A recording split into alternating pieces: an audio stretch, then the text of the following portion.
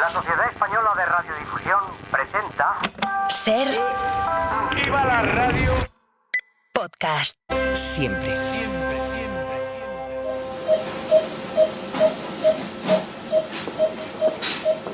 En España, cada día se llevan a cabo unas 550 intervenciones de cirugía estética. Son más de 200.000 al año, un volumen que no ha dejado de crecer en la última década. Y es que 4 de cada 10 españoles, y sobre todo españolas, reconoce que se ha hecho algún retoque. Y los centros de estética proliferan en nuestras ciudades hasta un punto en el que es habitual cruzarse con anuncios como el que esta primavera promocionaba en pleno centro de Madrid aumentos de pecho por unos 2.800 euros. Mariola Lourido, jefa de la sección de sociedad de la cadena SER. ¿Qué tal? Muy buenas. ¿Qué tal, Bayo? Mariola, hablamos de cirugía estética, es decir, la que modifica los rasgos físicos por voluntad del paciente, y también de cirugía plástica y reparadora, la que corrige patologías previas, porque hace unos días, el pasado 29 de septiembre, entró en vigor un importante cambio legislativo en esta materia. Hablamos de la Ley Sara. ¿A qué se debe ese nombre y qué implica esta reforma? Bueno, la Ley Sara marca un antes y un después, ¿no?, en este control y regulación del campo de la cirugía estética. La ley lleva el nombre de Sara Gómez, una mujer de 39 años que falleció en 2022 tras someterse a una liposucción en una clínica privada de Cartagena, una clínica que no tenía las garantías suficientes. Murió a causa de complicaciones gravísimas, después además de varios días en coma. Tenía perforaciones en 30 órganos.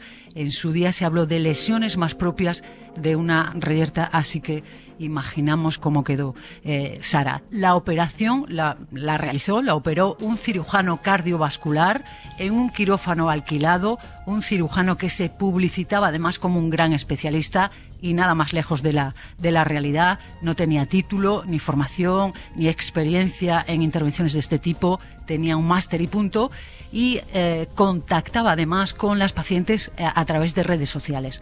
Fue un caso, Bayo, que conmocionó a todo el país y sacó a flote lo que estaba ocurriendo: el enorme intrusismo profesional, laboral, porque cualquier médico sin ningún tipo de conocimiento en estética te podía operar. La Ley Sara es la pertinaz lucha que emprendió su familia para acabar con esta jungla, ¿no?, con este intrusismo del cirujano cosmético que no lo es, y evitar más tragedias.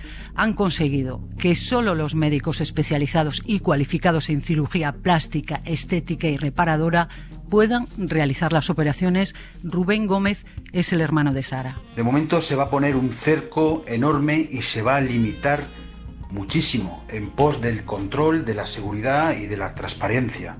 Esta ley pone en primer lugar la vida, la seguridad de las personas y su salud, y no tanto el dinero y el ego que muchos médicos pretendían.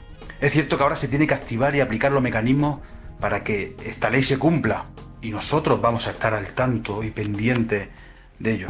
Sí, van a estar muy vigilantes. La familia va a hacer un seguimiento durante 100 días, nos dicen, para que clínicas, centros, profesionales se pongan al día y se adapten a la ley, y si no lo hacen, los van a denunciar. Van a poner sus nombres en las redes sociales para que la opinión pública sepa quién cumple y quién no cumple la nueva norma. Pero Mariola, para que me quede claro, un cirujano que no tiene especialidad en cirugía plástica, ni reparadora, ni estética, puede llevar a cabo ese tipo de operaciones. No sé si esto es algo normal en Europa, si esto era así hasta ahora en España.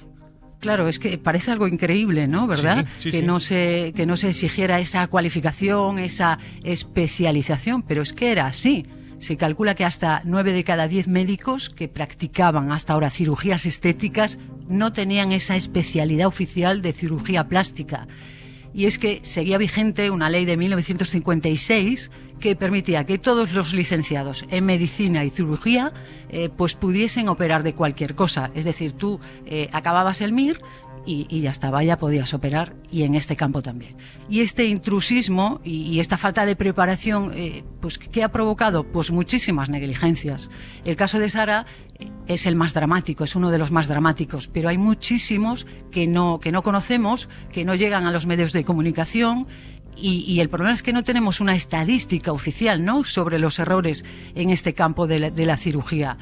Cuando ocurrió el caso de Sara, la Asociación de Defensor del Paciente habló de que habían recibido ese año, en 2022, unos 300 casos, que era un 15% más que el año anterior, es decir, que a lo mejor el caso de Sara sirvió también para denunciar, pero la asociación, que está actualizando su nuevo informe, nos dice que esta cifra es solo la punta del iceberg, porque muchas víctimas no denuncian, o bien por miedo, vergüenza, porque quedan tan mal que caen en una profunda depresión, o porque sencillamente no tienen dinero para meterse en un conflicto judicial. Mira lo que nos dice Carmen Flores, que es su presidenta. No denuncian, y no denuncian porque el dinero que le habían presupuestado es pedido a un banco o desde luego ahorrado para hacerse la cirugía. Después, desgraciadamente, no tienen para denunciar y no denuncian. Otras porque creen que no van a conseguir nada y que por tanto ¿para qué van a denunciar? Y otras porque la depresión es tan enorme, como nos ha pasado con algunos casos, que nos llaman, se desahogan, hablan con nosotros muchísimo tiempo y se han operado en clínicas o en pisos, en habitaciones. Nos contaba que uno de los últimos casos que habían atendido era el de una chica que estaba destrozada, completamente destrozada, después de someterse a una cirugía de labios para aumentar los labios. Le quedaron unos bultos duros, que incluso consultó a otros cirujanos para arreglarlo y que por lo visto parece que no tiene solución, así que es tremendo.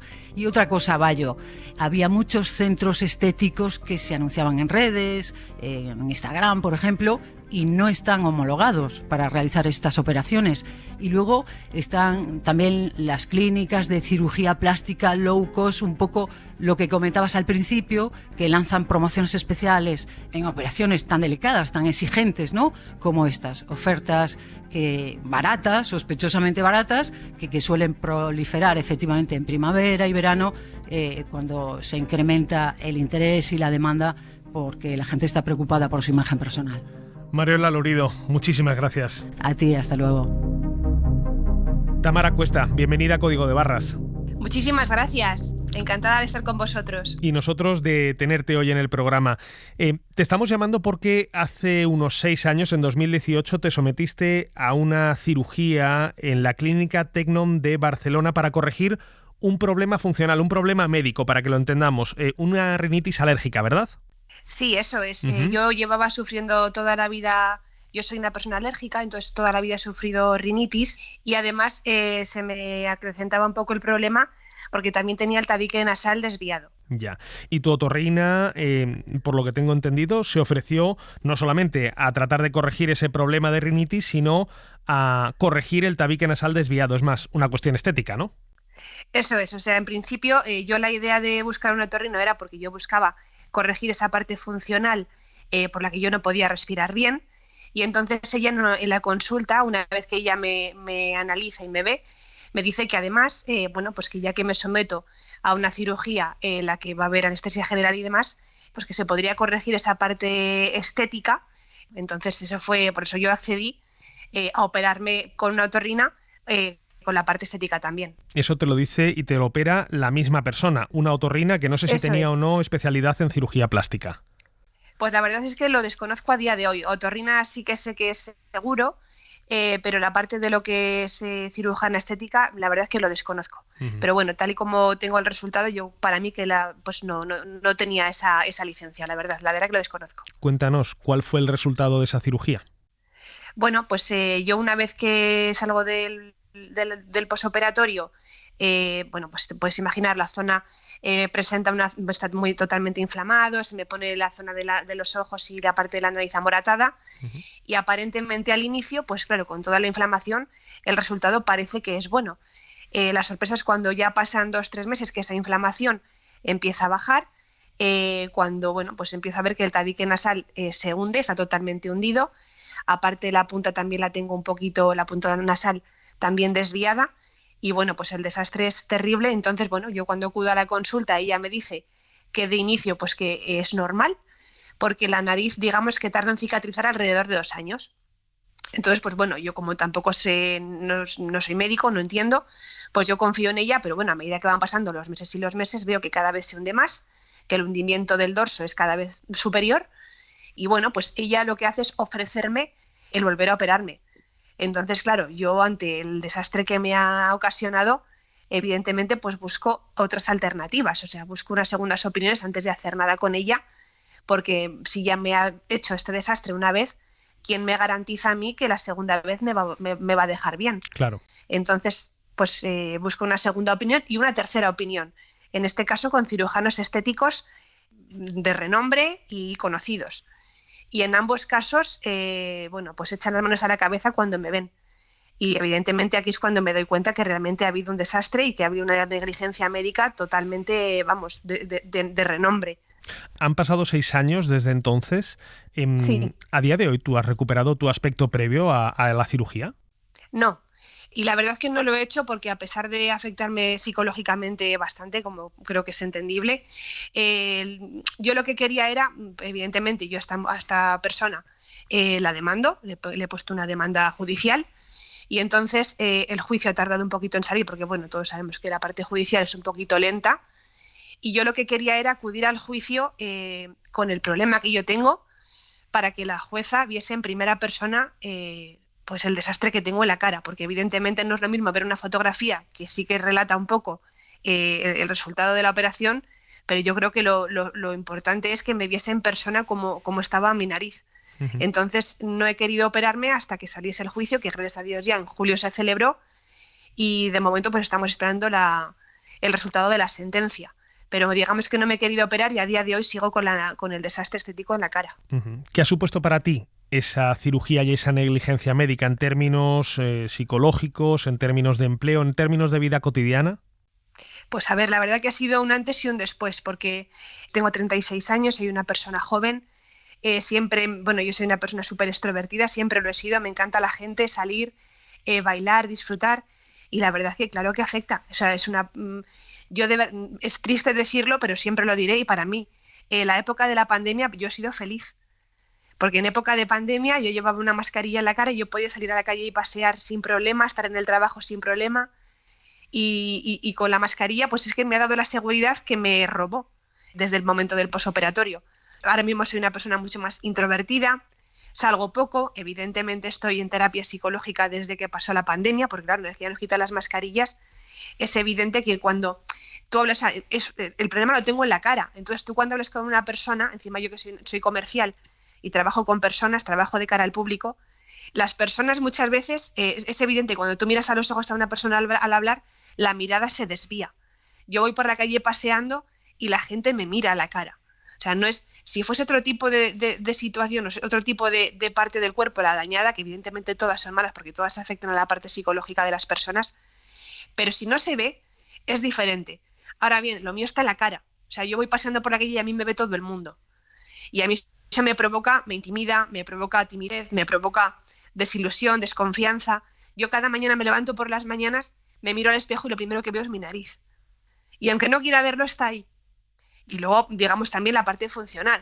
O sea, yo me operé por un problema funcional de que no podía respirar y a día de hoy sigo sin poder respirar bien. Yo subo una escalera y me agoto. Yo tengo que parar cada poco tiempo porque no puedo respirar bien. El aire no fluye, no pasa con fluidez porque el tabique nasal está totalmente hundido. Entonces es que es un desarrollo tanto físico, psicológico, emocional, funcional, que te afecta a tu vida a día, a tu día a día.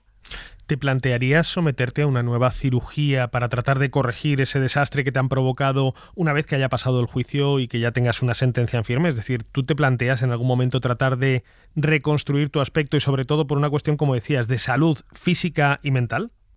Sí, por supuesto. O sea, de hecho estoy esperando un poco a que salga la sentencia porque, claro, evidentemente también económicamente supone muchísimo dinero. O sea, yo ahora mismo me tendría que someter no a una cirugía estética normal, yo tendría que someterme a una cirugía estética reparadora, que el incremento del coste es mayor porque tendrían que quitarme un trozo de costilla, implantármelo en la parte del tabique, o sea, que digamos que el posoperatorio sería muchísimo peor.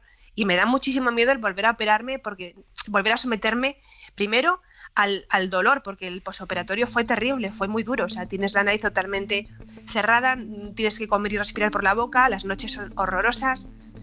Y aparte eso, aparte de volver otra vez a empezar de cero, a recordarlo todo. Pero sé que sería el inicio para mí de una vida nueva, de poder volver a recuperar mi seguridad, de poder volver a salir, pues sobre todo, aparte de la parte estética, que para mí es importantísima, sobre todo la parte funcional, como dices, el poder volver a respirar bien, el poder hacer deporte con normalidad. Entonces, sí que me plantearía volver a someterme a otra cirugía, a pesar de todo lo que te cuento, por el hecho de poder volver a ser feliz. Tamara Cuesta, muchísimas gracias por haber dejado tu testimonio hoy en Código de Barras. De acuerdo, muchísimas gracias a vosotros. Un saludo. Y mucha suerte. Gracias. Casos como este de Tamara Cuesta ejemplifican el peligro que suponía hasta ahora para miles de pacientes ponerse en manos de médicos no especializados a la hora de someterse a una cirugía estética. Y es que no corresponde a los pacientes investigar el perfil de los doctores que les van a operar. No son ellos quienes deben auditar. Y aún así sucedía hasta ahora que muchos tenían que andar prestando especial atención a sus currículos. La doctora Isabel de Benito es la presidenta de la Sociedad Española de Cirugía Plástica, Reparadora y Estética. Doctora, ¿qué tal? Bienvenida al programa. Muchísimas gracias por hablar conmigo, muchas gracias. Este cambio legislativo, esta ley Sara, como se conoce, ¿es la solución al intrusismo en un sector como el de la cirugía plástica, estética y reparadora? No sabría decir si es la solución. Desde luego lo que sí que hace la llamada ley Sara, que obviamente no es una ley, pero bueno, creo que es bueno llamarlo así, ¿no? Por respeto hacia la familia y porque realmente a partir de la muerte de Sara fue cuando se le da un empuje a esta modificación legislativa. Pues bueno, yo creo que nos da un marco legal desde el que podemos seguir avanzando.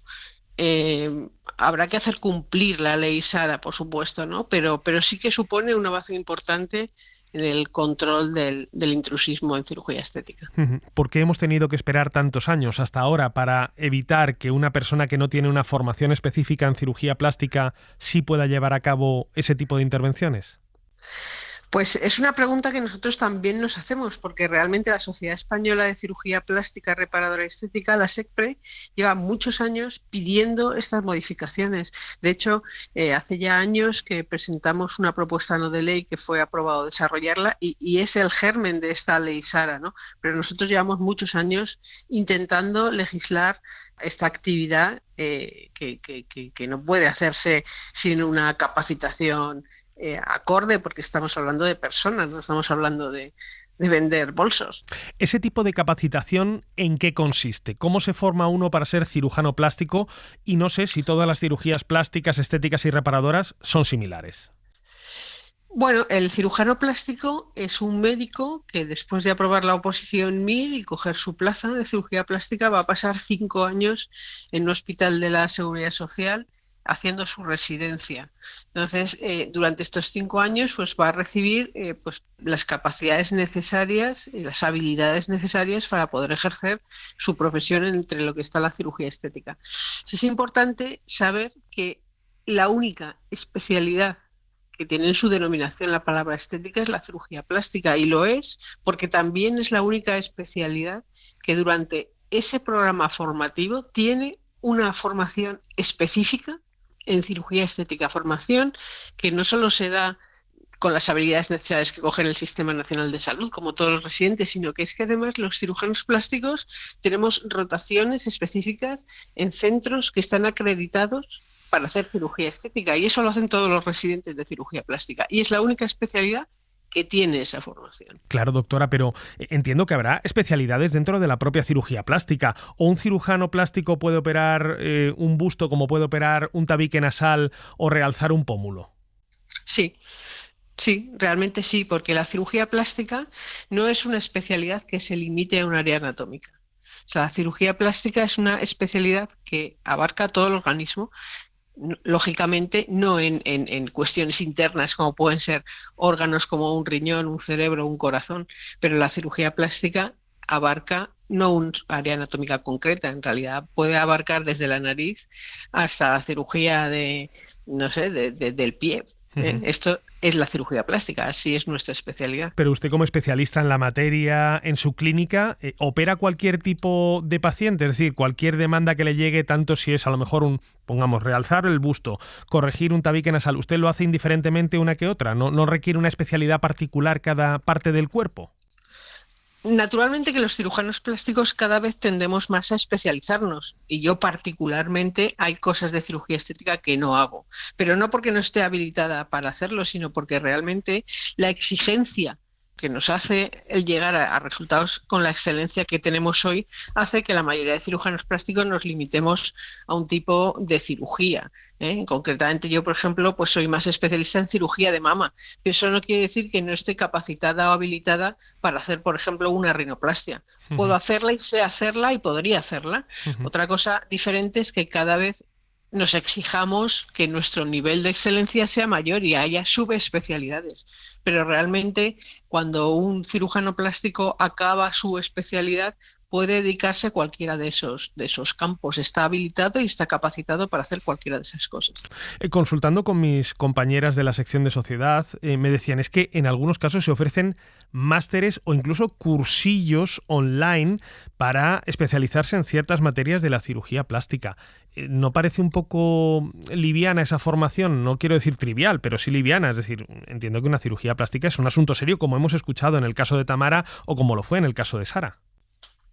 Lo puedes decir perfectamente, es absolutamente trivial. Intentar en un fin de semana adquirir vía online conocimientos para hacer cirugía, pues es bastante, yo diría, naif pensar que eso va a suceder. Es verdad que los especialistas podemos hacer pues bueno, ciertos tipos de cursos que al final lo que suponen pues es ni más ni menos que avanzar en un pasito más, ¿no? Pero tenemos que tener ya la formación y la capacitación necesaria como para que un curso de 2-3 días nos aporte algo, ¿no?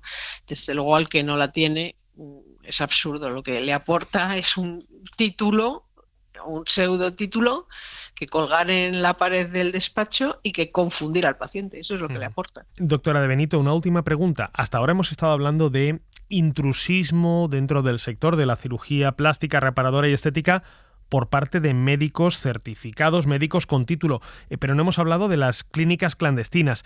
¿Ustedes tienen una cuantificación del impacto que supone, no solamente a nivel económico, sino a nivel de reputación en el sector, que exista gente que atienda a pacientes en pisos sin higienizar y con técnicas que desconocen y que practican de una forma absolutamente fraudulenta?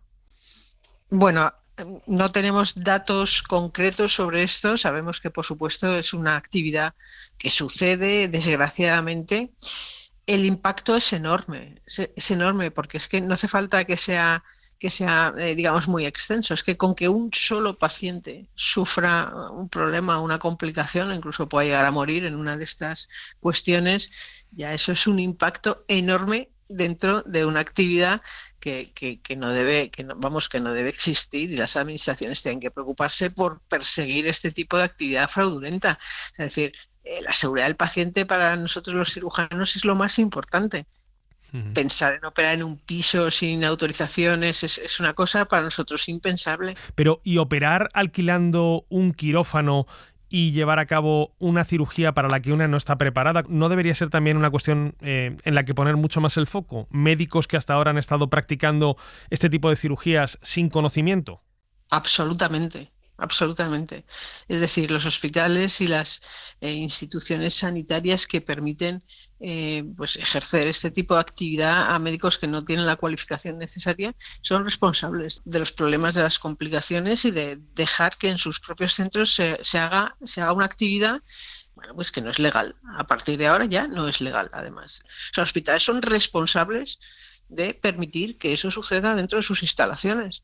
Eso es así. ¿Cree usted que ha habido un cierto corporativismo en algunos casos para ocultar malas prácticas? Dentro de los cirujanos plásticos no sería común. No puedo decir que no exista en ningún caso, pero no es una cuestión común.